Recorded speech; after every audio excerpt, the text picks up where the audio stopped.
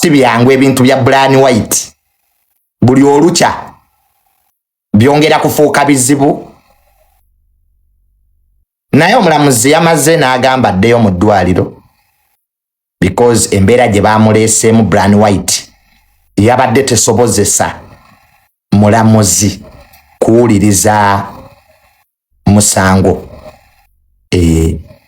Brian White embeera gye baamuleeteddemu yabadde tesobozesa mulamuzi kuwulira musango ogwo because yabadde aleekaana enaakaaba. Nga really it's a bad situation. Ng'ekifaananyi kibi nnyo. Kitegeera tusobola kutandika kusomera muntu misango ali mu mbeera bw'etyo.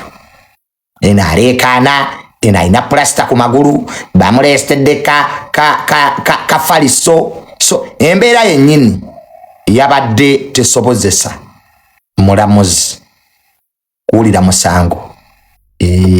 So mulamuzi n'agamba nti Brian White bagira bamuzzaayo mu ddwaliro asobole okufuna obujjanjabi. Bw'anaamala okufuna obujjanjabi ate akomewo mu kooti emusomera emisango gy'erina omusomera ate balabe nti omusango gutandika. Kati ndowooza poliisi kyerina okukola kuleeta baddokita baayo balabe oba ebisago Brian White by'ayina oba basobola obbijjanjabira eruzira. Okitegedde kwabadde wabagamba yeekoza, Brian yeekoza, si bituufu, si mulwadde, talina biwundu. Okitegera kati ekyo poliisi oba gavumenti esobola okuleeta baddokita baayo ne bamukebera ne balaba nti either ebisago by'ayina oba ebiwundu by'ayina bisobola okujjanjabirwa eruzira gye baagala omusindika oba asooka afuna obujjanjabi. Ekwandabyeko keesezi wano e Uganda ng'abantu bafera obulwadde, omuntu nategera ati bagenda mukwata ne yeetwala mu ddwaliro omusango guleme kutandika. Naye gye biggweera ng'abasawo ba poliisi bazze ne bakebera omuntu oyo we bakizuula nti si mulwadde nga bategeeza kooti nti oli afera bulwadde. So situation ya Brian White kati yeetaaga other doctors oba abasawo ba poliisi okujja bamwekebejje balabe ebisago bye yafuna oba biri by'amaanyi. Oyinza osanga ebisago by'amaanyi because kati ate okutwala omuntu mu kkomera ate afiire eyo ebyo nabyo ate biba birala. Oyinza oga Brian bamusibe, Brian White talina bisago naye ate ne bamutwala munnange ate n'afa. Kale ate ebyo tuba tetubyagala. So tuba tulina okulaba nti abasawo ba poliisi bajja okwekebejja Brian White okulaba nti is it true ebisago by'ayina bituufu weebiri bijja kwetaaga obujjanjabi nga tebannamutwala luzira. So kuba wano Segirinya naye bw'atyo bwe yali omugenzi ng'agamba ne ndi mulwadde naye ng'abantu bagala Segirinya si mulwadde. N'alaba ne muntwala wa ndi mulwadde mundeke nfune obujjanjabi mpaka Segirinya lwe yafa. So kati this time round omulamuzi yabadde tasobola kikola kusomera Brian White misango egyo na kumusindika luzira mu mbeera bw'etyo ye gye yabadde agamba nti alumizibwa. Kitegeera naye mu byonna abavubuka byenjize ku sitole ya Brian White, abavubuka abafunye ku sente muwe sente ekitiibwa. Just respect money. Banange mwena abavubuka ng'ofunye ku sente stop provinga tobeera tempted kulaga sente mu bantu. Abantu balina emitima emibi, abantu tebaagaliza. Lwaki olaga sente mu bantu? Sente woba wazifuna zizo zitereke nemuwe sente ekitiibwa. Bw'ofuna sente tofuuka kirala, tomanyira bantu. Please don't. Banange tokikola. N'abantu nemufuna busente obutono n'ogenda ngulaga abantu sente ku kamera n'ogenda nga sente ozimaasa sente ogabangabe muwe sente ekitibwa. Just respect money. Sente bw'otaziwa kitiibwa ogenda funa ebizibu bingi, ogenda funa abalabe bangi. Lwaki ojja ku kamera okulaga sente, nulaga sente wansi w'ekitanda n'okwata bando bannange mugenda funa ebizibu. Eno ensimbi abantu tebaagaliza, abantu sente zibabuze, abantu bakoze ebintu bingi okufuna sente ziganye, kyokka gwe Katonda akuyambye ozifunye, ate odda mu kuzimansa, odda mu kumanyiira bantu, odda mu kuvuma balala. Banne mukkakkane ne sente. Abagagga bonna be mulaba mu kibuga abayina sente bakakkamu. Abagagga bonna be mwegomba be mulaba mu kibuga abayina sente ezaddala tebaleekaana, tebavuma. Naye muli ku makubo okwo kubanga ovuga Kasubalu ka miliyoni 14 oli ku kkubo oleekaaniza abantu ogumotoka ogwa layisi. Kiki ennyo gwasoose ogula emmotoka mu ggwanga lino? Omuntu ovuga Kasubalu ka miliyoni 13 naye wokireekaanya for what? Amaalo gaaki? Kubanga otunze ebijja byewammwe n'ogula Subalu omazeeko banneyiba emirembe, ogumotoka oguleekaanya kubanga amaalo gakutta.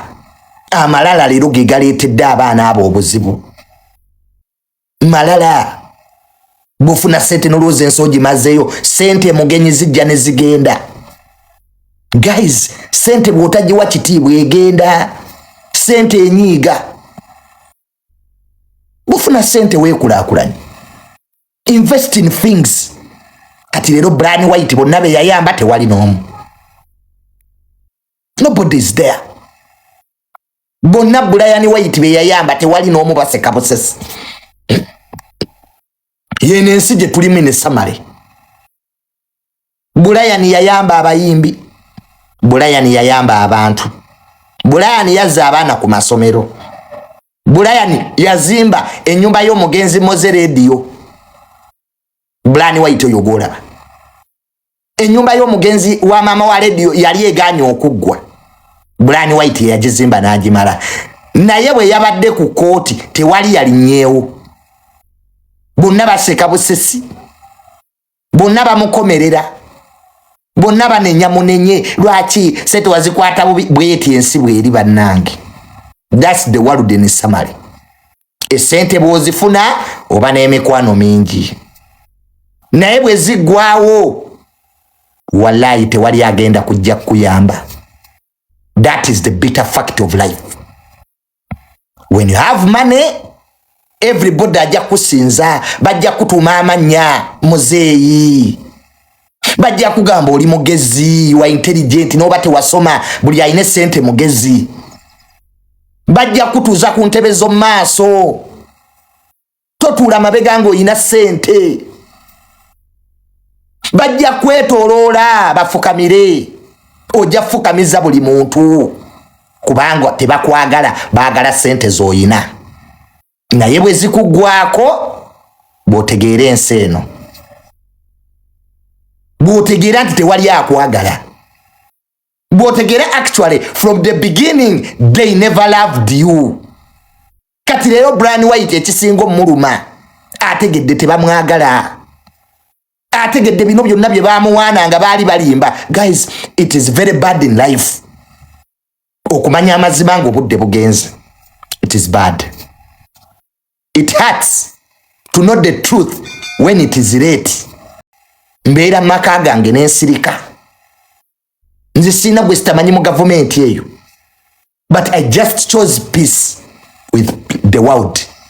Nasalawo mirembe, nasalawo mirembe. I just chose peace. Nenzire wange n'ensirika n'endaba abantu. Tunuulira bonna abamansanga sente. Michael Ezra, avuga ube Kenya. Michael Ezra avuga ube Nairobi.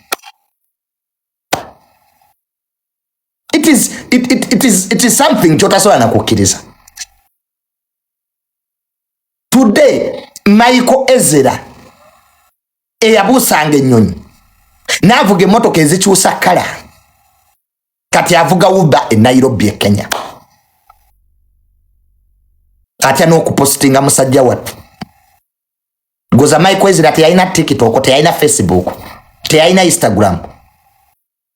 Today avuga ube Nairobi. Tunuulira si papa eyakumibwa nga SFC nga si papa ye muna Uganda yekavuga emotoka okutali number plate. Si papa yatambuliranga motoka nga tekuli number plate. Today ali mwapa prison ya Luzira. Kati Brian White na yamugoberedde. Brian White ne si papa besanzeeyo. Luzira. Bad Black zamugwako. Bad Black talina wadde eziri emmere. Bad Black yagalanga governor. Abantu ne banwa paka kumacha n'asasula talina wadde eziri emmere kubanga sente tebazi wa kitiibwa. Kubanga sente tebazi wa kitiibwa. They didn't respect money. Era ne sente nezinyiga nezigenda. Sente zinyiga. If you don't respect money, money ulugawe. Laba Doni Chris. Tomuvubuka omuto omugezi Doni Chris. Ali ku mawanga ali mwekizayiro kubba bantu. Nenga Doni Chris ekyali kimubisa abantu kyeki. Kiki in the first place. Ani abatuma sente ze z'okumukumu. Lwaki temusiima nabye muyina? Lwaki temusiima nabye muyina? Nekatira ba Doni Chris omwana omuto mugezi future ya jonona. Kubba busente. Bano sente zitegerekeka. Ne obusente buno bumitwalo 10 miliyoni 2. Doni Chris bwe yabba. Be mitwalo 3 mukage ja dola. Nsega nti omusajja yabbye. Nekati obe miliyoni 2 nya Doni Chris. Omalo dukire bweru.